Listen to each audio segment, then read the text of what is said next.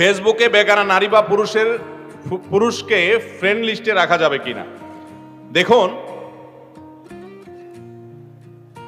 বেগানা নারী বা বেগানা পুরুষকে ফ্রেন্ড লিস্টে রাখার ব্যাপারটিকে অ্যাভয়েড করাটাই হলো তাকওয়ার দাবি। কারণ ফ্রেন্ড লিস্টে থাকার ফলে একে অন্যের সঙ্গে প্রয়োজন ছাড়াও চ্যাটিং করার সুযোগ তৈরি হবে।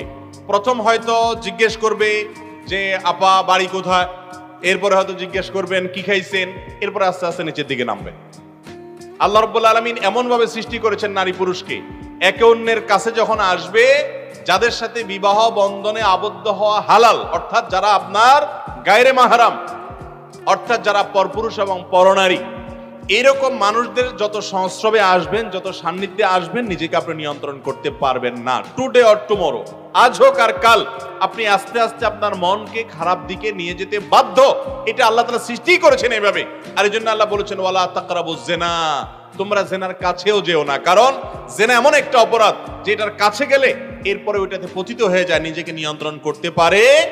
এই জন্য ফেসবুকে ছেলেরা ছেলেদেরকে, মেয়েরা মেয়েদেরকে ফ্রেন্ড লিস্টে রাখবেন।